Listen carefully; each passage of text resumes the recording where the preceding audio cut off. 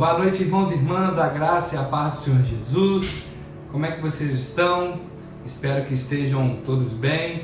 Mais um domingo onde nós vamos compartilhar da Palavra de Deus, vamos dar sequência ao nosso estudo, a carta de Romanos. Entendemos e acreditamos que é importante termos um conhecimento da Palavra de Deus, sermos guiados pela Palavra. A Palavra nos direciona, nos exorta, nos ensina. Nós queremos crescer em conhecimento e revelação da Palavra de Deus. Então, essa noite de nós aprofundarmos nesse ensino, então, estamos estudando a carta de Romanos, vamos caminhar capítulo por capítulo e eu quero te convidar a abrir o seu coração, se preparar para receber da Palavra de Deus. Nós vamos adorar o Senhor, vamos louvar ao Senhor e eu quero, junto com você, nos conectar, ouvir a voz do Espírito. Por isso, feche seus olhos aí, curva a sua cabeça, vamos orar ao Senhor. Pai, muito obrigado, Senhor, por mais um encontro, obrigado pelo privilégio que nós temos de aprender da Tua Palavra. Te pedimos, Pai, que o Senhor abra o nosso entendimento, Pai, que nós possamos ter revelação da Tua Palavra, que possamos aprender e crescer em conhecimento do Senhor, Pai. No nome de Jesus nós te agradecemos por esse momento, por essa reunião. Pai, nós adoramos o Senhor, ó Pai, declaramos que o Senhor é o nosso Deus, nós não temos para onde ir, porque só o Senhor tem as palavras de vida eterna para nós, Pai. Muito obrigado, nós agradecemos no nome de Jesus. Amém. Vamos adorar o Senhor com um cântico e em seguida nós vamos meditar nessa carta aos Romanos.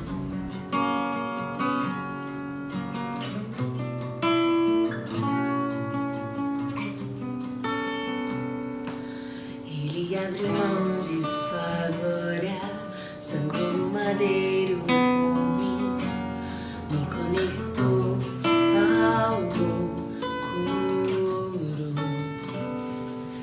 Ele me deu um destino, uma capa e um pouco de vinho.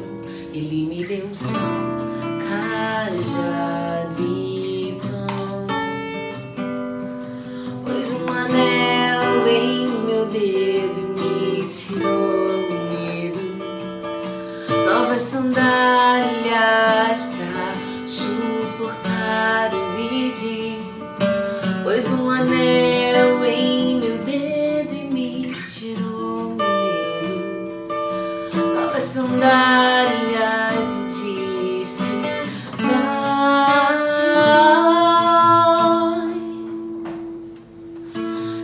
E eu me despedi dos meus pais. Eu queimei minhas carroças e eu afundei meus barcos no cais. E eu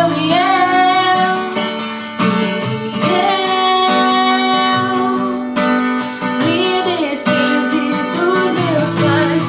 Eu queimei minhas carroças. Eu afundei meus barcos no cais.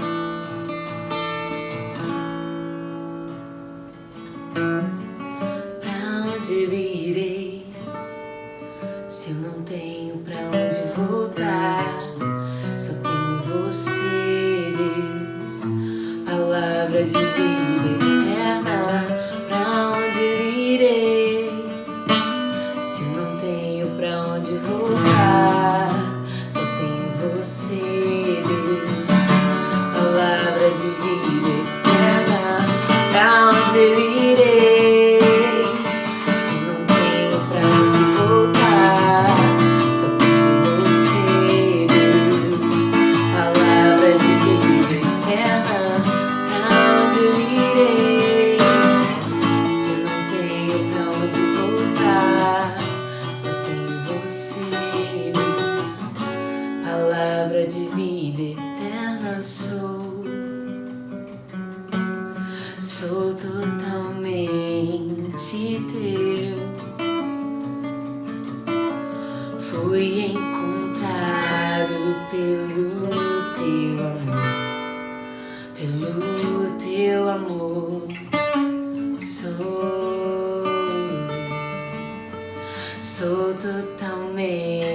deu. Fui contemplado em ser com você, ser com você. Sou totalmente teu. Fui encontrado pelo teu amor, pelo teu amor. Sou totalmente teu. Fui contemplado em ser com você, ser com você, ser com você, ser com você. Somos com você, sou com você.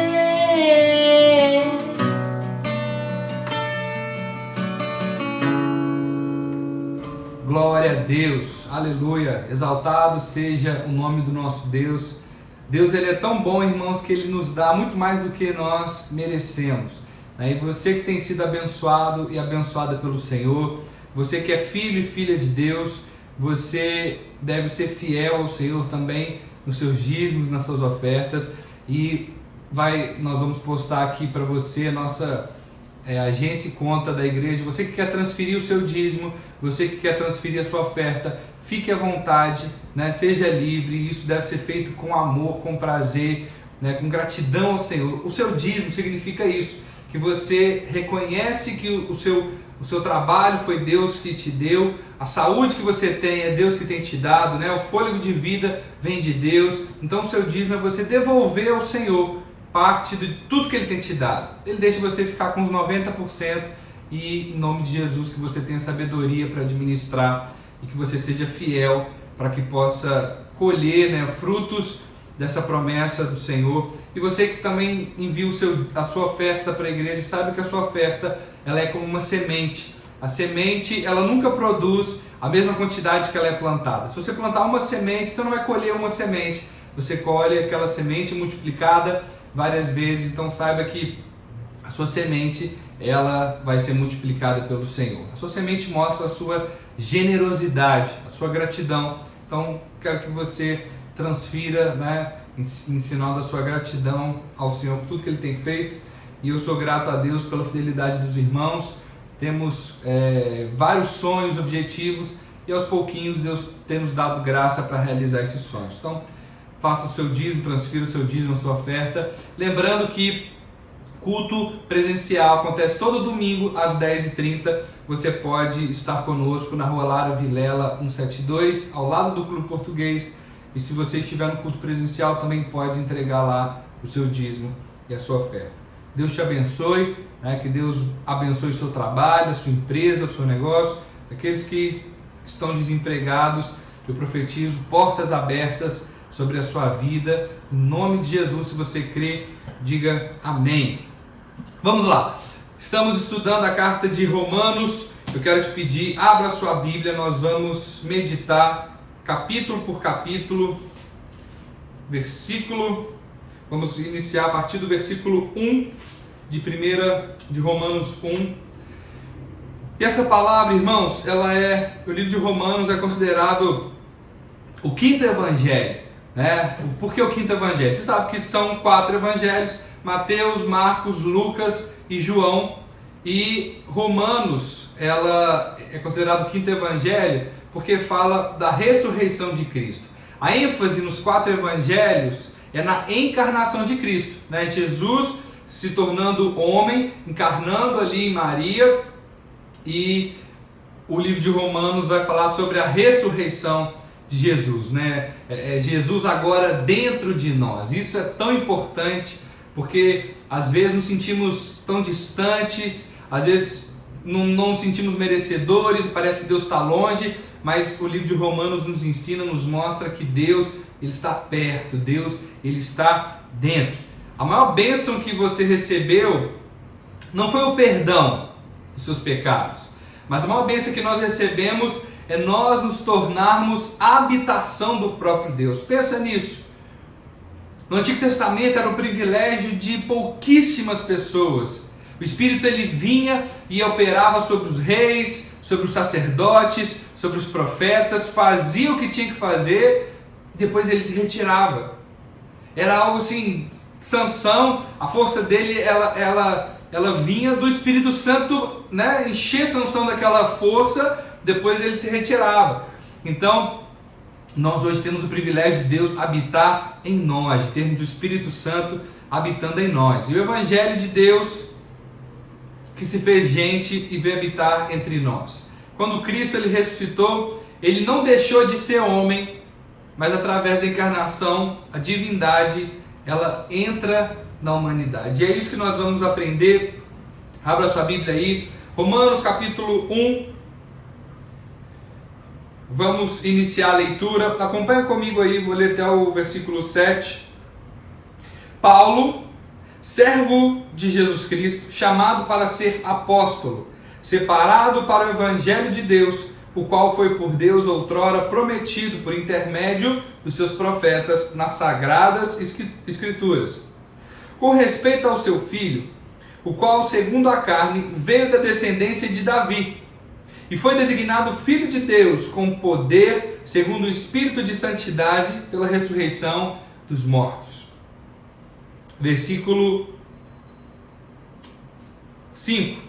Por intermédio de quem viemos a receber graça e apostolado por amor do seu nome, para a obediência por fé entre todos os gentios, de cujo número sois também vós, chamados para serdes de Jesus Cristo. Versículo 7. A todos os amados de Deus que estáis em Roma, chamados para serdes santos, graça a vós outros e paz da parte de Deus, o nosso Pai e do Senhor Jesus Cristo. Então no versículo 1, o apóstolo Paulo, ele aqui se apresenta àqueles irmãos. Nessa carta, ele começa saudando, se apresentando. E qual é a apresentação? Como que o apóstolo Paulo ele se apresenta? No versículo 1 ele diz: Paulo, servo de Jesus Cristo, chamado para ser apóstolo, separado para o Evangelho de Deus. Então Paulo se apresenta como o servo de Jesus Cristo.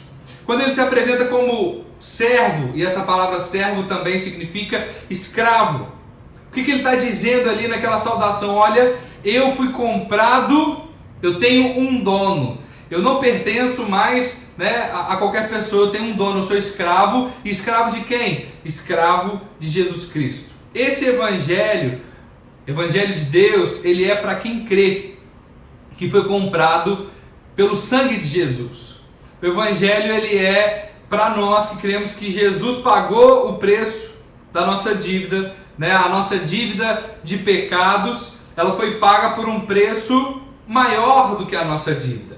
Aonde tinha muito pecado, a Bíblia vai dizer que tem mais graça ainda para pagar, né? Como se, independente do valor da sua dívida, tem muito mais dinheiro de Deus, né, para pagar por essa dívida. E o escravo, que nós somos escravos, nós somos comprados e nós pertencemos a Cristo, porque Ele pagou a nossa dívida, Ele é o nosso Senhor, mas Ele também é o nosso Salvador. Não é uma questão do que você faz, não é uma questão de você fazer o que você quer. Você faz não mais a sua própria vontade. Você não faz mais o que você pensa, o que você acha que é melhor. Agora que nós somos escravos, você pergunta para o seu Senhor: Senhor, qual é a sua vontade para a minha vida? Aquele que não pertence ao Senhor Jesus, ele também é um escravo. As pessoas pensam: eu não quero ir para Jesus, eu não quero entregar minha vida para Jesus, porque eu vou deixar de fazer isso, eu vou deixar de fazer aquilo. Preste atenção, apenas em Cristo nós temos a verdadeira liberdade. Ser escravos de Jesus, sermos escravos de Deus, significa que agora de fato nós temos a liberdade, porque Deus ele nos comprou para que hoje pudéssemos ter essa liberdade, mas nós nos consideramos escravos porque entendemos que o que fazemos depende da vontade do nosso Senhor. Nosso Senhor sabe o que é melhor para nós, por isso nós perguntamos a Ele, buscamos a direção do nosso Senhor, porque Ele sabe o que é melhor para nós. Mas de fato nós somos livres. Aqueles que não pertencem ao Senhor, eles são escravos, mas são escravos do pecado, escravo do diabo. A pessoa acha que agora eu não posso mais fazer algo, sendo que no mundo ela não tem liberdade para fazer o que ela quer. Ela anda segundo o padrão do mundo, né? E que no versículo 1, o apóstolo Paulo ele começa mostrando para aquela igreja que ele era escravo. Mas ele não fala que ele era apenas escravo. Ele diz que ele também, Paulo, servo de Jesus Cristo, chamado para ser apóstolo, separado para o evangelho de Deus. Paulo também se apresenta como um apóstolo. O que significa apóstolo, né? O apóstolo ele dá a ideia do representante, aquele que representa o seu superior, o seu senhor.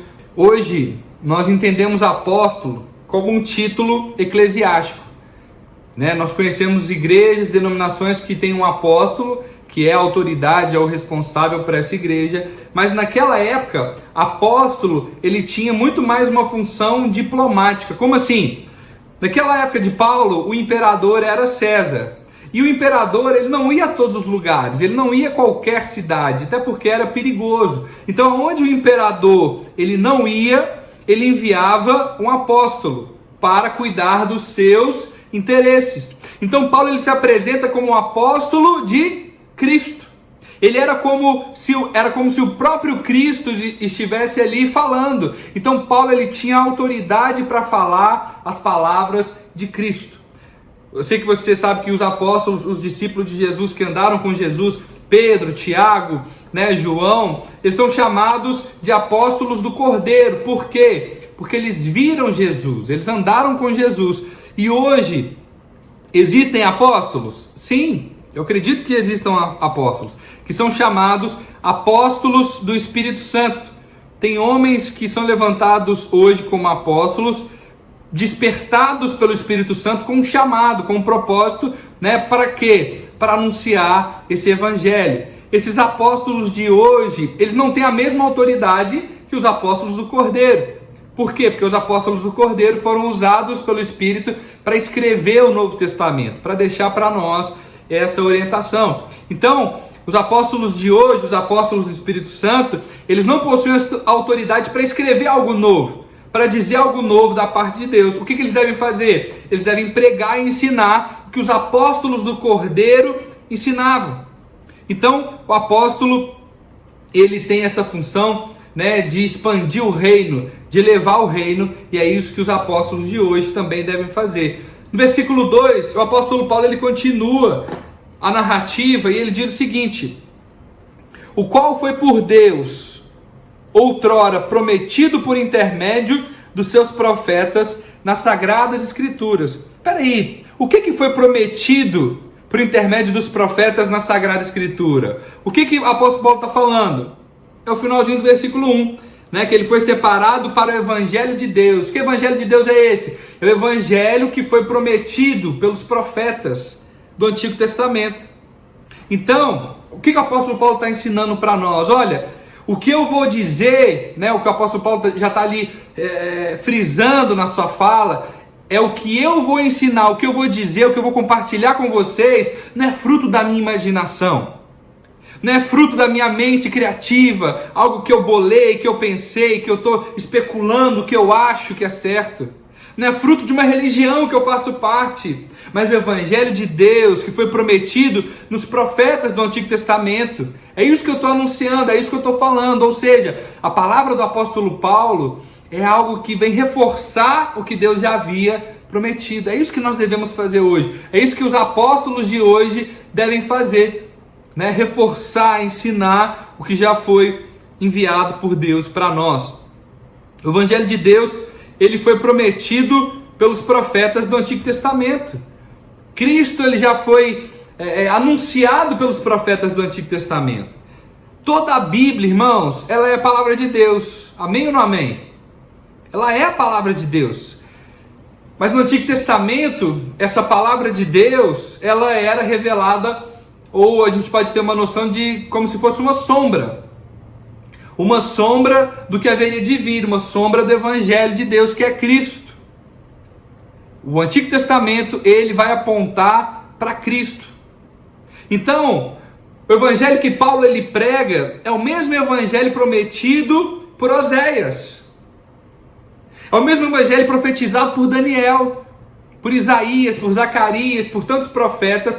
Isso que Paulo vai pregar, ele vem apenas confirmar o que Deus já havia falado por meio dos profetas. Então Paulo ele está respaldado pelo que os profetas eles profetizavam. Só que com uma diferença. Os profetas, eles não tinham uma clareza. Eles, claro, tinham uma revelação, tinham a palavra de Deus, mas não era nítido para eles aquilo que haveria de acontecer. Não era nítido para eles, né, a encarnação de Deus, o Cristo que haveria de vir. Preste atenção. Eu, por muitas vezes, né, eu lembro quando eu me converti, eu assistia assistia muitos DVDs na época, né? E tinha um pastor que eu gostava muito, gosto muito da pregação, hoje não ouço mais tanto, que era o Marco Feliciano, lembra? Quem é dessa época, né? E tinha os DVDs do Marco Feliciano, que a gente assistia, né? E falava assim, meu Deus, que palavra poderosa, né? Que revelação, e era muito boa, são boas as pregações. E eu ficava pensando, Deus, quando eu for pastor, eu quero ser assim, eu quero ter uma revelação a cada dia, né? Eu quero ter uma palavra nova, né? E eu tinha aquela coisa de menino, de criança, de bebê na fé, de achar que eu tinha que ter uma revelação. Preste atenção, você não precisa ter uma revelação nova. O que nós precisamos pregar é o que já foi anunciado por Deus. É Cristo. Cristo que morreu no nosso lugar e ressuscitou. Não precisamos pregar algo novo, não precisamos inventar um novo evangelho para ter a atenção das pessoas. Precisamos pregar aquilo que Deus já anunciou, né? E os profetas do Antigo Testamento, eles falavam, mas eles não tinham essa nitidez, porque hoje nós temos essa clareza a respeito do evangelho, porque nós já conhecemos a obra, já sabemos da obra consumada de Cristo, né? A gente já sabe o que Jesus fez, o que Deus fez, o que Jesus fez, a obra que Jesus fez para nos redimir. Isso é claro para nós. E mais ainda, nós temos o Espírito Santo que nos ajuda, amém? Tem o Espírito Santo que te ajuda a entender as coisas. Então, eles profetizaram no Antigo Testamento sobre a encarnação de Cristo e sobre a morte e ressurreição. Quando eles falavam isso no Antigo Testamento, por mais que fosse uma revelação de Deus, né, para eles não era algo nítido, eles não conseguiam ter essa clareza. E nós, hoje, conseguimos já enxergar o Evangelho bem mais claro, né, com a ajuda do Espírito Santo. E o que o apóstolo Paulo ele nos ensina? Isso eu acho que você deve ter gravado no seu coração. Nós não devemos seguir os homens. Nós não devemos seguir, né, apóstolos, pastores, líderes. Nós devemos seguir o Evangelho de Cristo. Não é porque alguém fala com autoridade, com eloquência, né? Quando a pessoa prega você fica arrepiado. Não é porque a pessoa está pregando ali, tem sinais, maravilhas, manifestação do poder, que você deve seguir essa pessoa. Você deve seguir o Evangelho. Preste atenção, nós não somos seguidores de homens, nós somos seguidores do Evangelho. E eu estou falando isso, o gostoso de nós estudarmos capítulo por capítulo, né, da Bíblia, é que tem temas que talvez como pastor eu não escolheria, por ser polêmico, né, por ser difícil da gente falar, mas a gente vai, quando vai seguindo a palavra, não tem como a gente fugir disso. É o ensino de Paulo. Ele está mostrando ali que ele não seguia homens, ele seguia o Evangelho de Cristo. O apóstolo Paulo ele tem até um atrito ali com o apóstolo Pedro, né? Ele tem atrito com outros homens que são referência de Deus. Por quê? Porque ele às vezes discordava. Não é porque existe um pastor, um líder, né, que é muito famoso, que tem muita unção, muita autoridade, que ele não possa errar. Mas você, como discípulo, claro, você submisso à autoridade de Deus, você deve aprender que você não é guiado por homens, você é guiado pela palavra. Os homens são usados por Deus para nos instruir, né? Eu falo por mim, eu estou aqui para te instruir na palavra, mas se algum dia eu falar alguma coisa que não esteja alinhada com a palavra, não siga. Você está desobrigado, Por que eu estou falando isso? Porque a pergunta que devemos fazer sempre ao ouvirmos uma pregação é: onde que está isso na Bíblia? Qual o fundamento disso? E eu não fico constrangido se você me perguntar isso. Pelo contrário, eu vou entender que você está preocupado em ser guiado pela palavra. Nós devemos ser seguidores do Evangelho. Versículo 3, ele continua falando o seguinte: com respeito a seu filho, o qual, segundo a carne, veio da descendência de Davi. Olha que coisa maravilhosa isso aqui, irmãos. Olha quanta riqueza a gente consegue extrair do texto quando nós meditamos, né, versículo por versículo. Paulo está falando que o evangelho não era dele. Ele está falando que é fruto do plano de Deus. Com respeito ao seu filho, o qual, segundo a carne, ele veio da descendência de Davi. Jesus, ele é segundo a carne, descendente de Davi.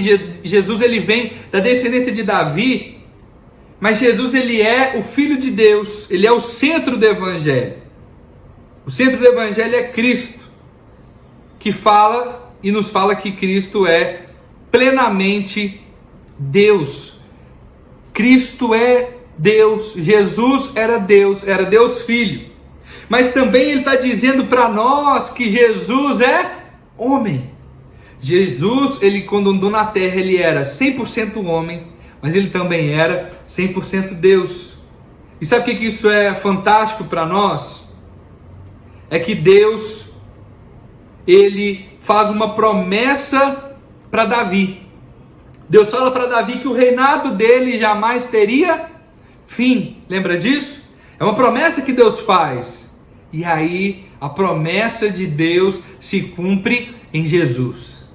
Jesus, ele é encarnado na descendência de Davi. O centro do evangelho, preste atenção nisso, não é o ensino. O centro do evangelho não é uma visão, não é uma bênção que você possa receber, mas o centro do evangelho é uma pessoa. Que pessoa é essa? Jesus Cristo. Aquele que era Deus e se tornou homem. E aí ele continua explicando, falando o seguinte, olha, versículo 4, preste atenção. E foi designado Filho de Deus com poder, segundo o Espírito de Santidade, pela ressurreição dos mortos, a saber, Jesus Cristo, o nosso Senhor. Agora eu quero destrinchar um pouquinho mais a respeito disso, porque o apóstolo Paulo agora ele começa a falar de Jesus como Deus, né? Ele foi designado Filho de Deus, é como ele inicia o versículo 4. Preste atenção nessa ilustração, nesse contexto que o apóstolo Paulo está explicando aqui. Primeiro, Jesus ele vem como encarnação. O dia que Deus ele se torna homem é a encarnação de Jesus. Depois, Jesus ele morre e depois ele ressuscita. Antes de Jesus entrar na humanidade através de Maria, antes de Jesus ele se tornar um bebê no ventre de Maria, Jesus já existia?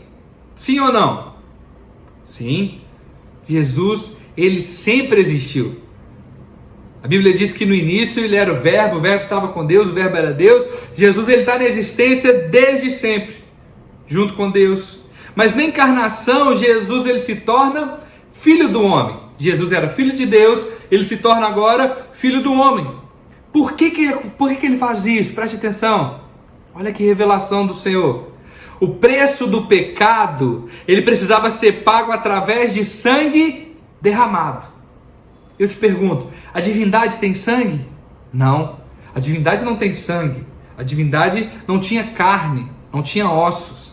Mas para que pudesse ser pago o preço do pecado, precisava que fosse um sangue. Precisava que um sangue fosse derramado, mas não era qualquer sangue, tinha que ser um sangue de inocente, sem pecado, sem culpa. Por isso Jesus, ele nasce de Maria. Mas olha só, ele não é gerado da semente de José. Como que Jesus ele é gerado? Através do Espírito Santo, no ventre de Maria. Então, ele não recebe da semente de José. Por quê? porque se ele recebesse da semente de José, ele nasceria na descendência de Adão, com a natureza de Adão, que é a natureza pecaminosa. Então o Espírito Santo gera Jesus ali no ventre de Maria, por isso que ela é gerada ainda virgem. E aí Jesus ele não recebe essa natureza pecaminosa. Você pode perceber que todos que nascem de forma natural, eles têm a natureza pecaminosa. Você olha para um bebê inocente, que não aprendeu ainda a maldade, não foi ensinado sobre o pecado. O bebê, ele olha para uma coisa errada, ele sabe que é errado, ele olha para o pai ou para a mãe, faz aquela cara de sapeca e faz a coisa errada. Ninguém ensinou o bebê a fazer a coisa errada. Por que ele faz? Porque ele tem a natureza pecaminosa, a natureza que corre para o pecado. Então Paulo está nos ensinando que Jesus ele vem dessa natureza pura, ele é gerado da semente do Espírito Santo. Paulo está dizendo que Jesus ele já era Deus antes da encarnação. Preste atenção, Jesus ele não inicia ali no ventre de Maria, ele já era Deus antes. Só que agora antes Jesus era só Deus, mas no dia em que ele encarnou, ele se tornou homem. Uma parte da humanidade é acrescentada em Cristo. Mas no dia que Cristo ressuscitou, no dia que Cristo ressuscitou, ele não ressuscitou somente o espírito, né? Quando nós morremos, nosso corpo, ou quando alguém morre, o corpo ele fica, né? E o espírito ele é salvo.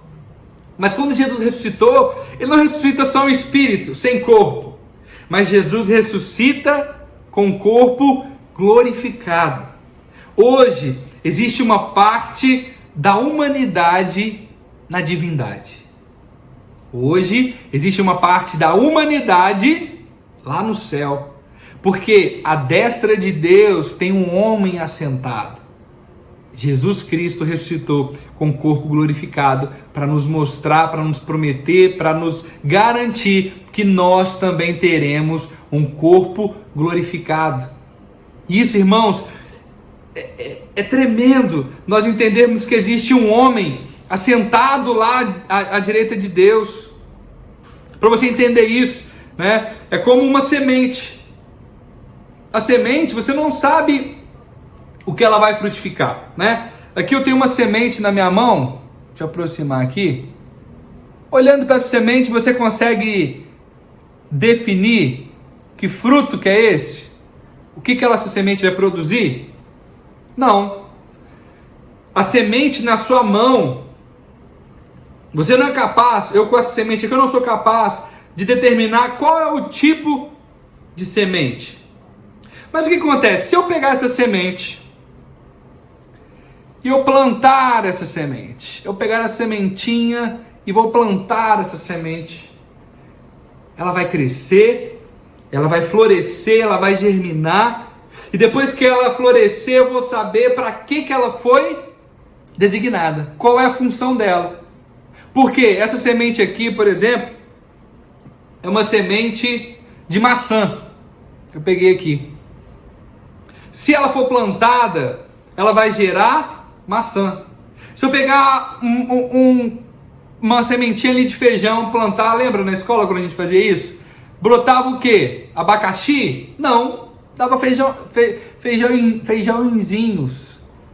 A semente, depois que ela frutifica, depois que ela floresce, ela mostra o para que ela veio, o propósito dela. Depois que você cresce, você pode determinar que tipo de semente você é. Ninguém reconhecia Jesus como filho de Deus.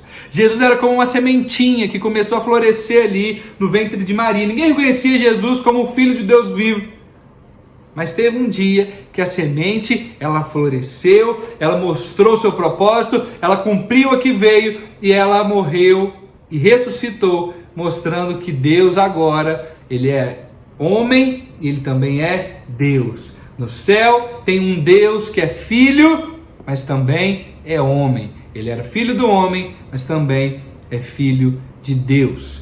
Irmãos, quando Jesus voltar, nós não veremos um ser né, esquisito, nós veremos um homem com corpo glorificado. Esse é o nosso Deus, é esse o centro do Evangelho, é Cristo que encarnou, é Deus que deixou a sua glória para encarnar na humanidade, para que pudesse um sangue perfeito, um sangue sem culpa, sem pecado, para que esse sangue fosse derramado e o perdão dos nossos pecados fosse pago naquela cruz. Mas ele não morreu na cruz, ele não apenas morreu na cruz, ele ressuscita e está sentado à destra de Deus. É tremendo, irmãos, como é que eu posso dizer, muito edificante nós termos esse entendimento, aprendermos sobre quem é o nosso Deus. São palavras que talvez você ouviu, mas aqui nós vamos destrinchar, mergulhar, aprofundar na palavra e ter esse entendimento a respeito do Evangelho de Deus. É esse Evangelho que você deve seguir. É Cristo encarnado, que morreu, mas ressuscitou. É esse Deus que nós seguimos. Nós vamos aprender, cada encontro, vamos aprender um pouco mais sobre isso. E por hoje é só. Deus te abençoe.